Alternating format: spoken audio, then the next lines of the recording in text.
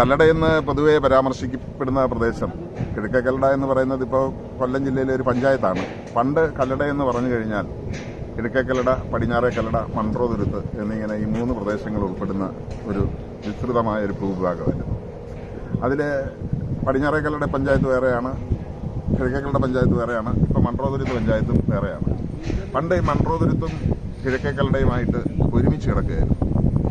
അങ്ങനെ ഇരിക്കുകയാണ് മൺട്രോതുരുത്തിലെ എന്ന് പറയുന്ന പ്രദേശത്തിന്, അന്ന് മൺട്രോതുരുത്തൊന്നും പേരൊന്നുമില്ല, മൺട്രോതുരുത്ത് പ്രദേശത്തിൻ്റെ കൃഷിയോഗ്യമാക്കുന്നതിന് വേണ്ടി മൺട്രോ സാഹിബ്, നമ്മുടെ പ്രസിഡന്റ് ആയിരുന്ന, തിരുവിതാംകൂറിൻ്റെ പ്രസിഡന്റ് ആയിരുന്ന മൺട്രോ സാഹിബ് 1808 അദ്ദേഹം ഇവിടുത്തെ പ്രസിഡന്റായിട്ട് തിരുവിതാംകൂർ വരുന്നത്. അതിനുശേഷം അദ്ദേഹത്തിന് മൺട്രോതുരുത്തിനോടൊരു പ്രത്യേക സ്നേഹം തോന്നുകയും മൺട്രോതുരുത്ത് അദ്ദേഹത്തിന് അന്നത്തെ റാണി അദ്ദേഹത്തിന് മൺട്രോതുരുത്ത് സംഭാവന ചെയ്യുകയും ചെയ്തപ്പോൾ മൺട്രോതുരുത്തിൻ്റെ ഒരു വികസനത്തിന് വേണ്ടി, മൺട്രോതുരുത്തിൽ കൃഷി വികസിപ്പിക്കുന്നതിന് വേണ്ടി കല്ലടയാറിനെ ഒന്ന് വഴി തിരിച്ചുവിട്ട് അഷ്ടമുടി കായലിൽ കൊണ്ടുവന്ന് ചേർക്കുന്ന കല്ലടയാറിന് ഒരു കൈവഴി വെട്ടി. അത് പുത്തനാറ് എന്നാണ് അറിയപ്പെടുന്നത്. അങ്ങനെ പുത്തനാറ് വെട്ടിയപ്പോഴാണ് ആ ഇടിയക്കട പാലം കാണുന്നത് ആ പുത്തനാറിലാണ്.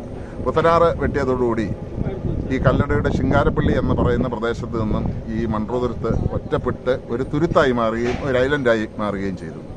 ഈ സ്ഥലത്തിൻ്റെ മേലായുധം, ഈ ആദായമൊക്കെ എടുക്കുന്നതിന് വേണ്ടി CMS സഭയ്ക്ക്, കോട്ടയത്തെ CMS സഭയ്ക്ക് മൺട്രോ സാഹിബ് ഇത് നൽകി.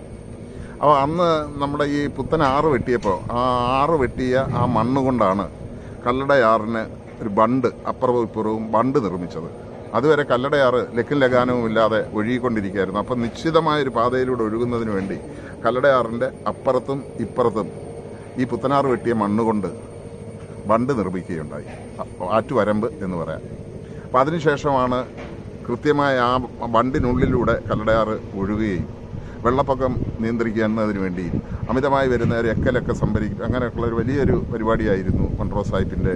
അപ്പോൾ 1930കളിലാണ് ഈ തിരുവിതാംകൂർ സർക്കാരിന് CMS സഭ ഇത് തിരിച്ച് എഴുതി കൊടുക്കുന്നത്.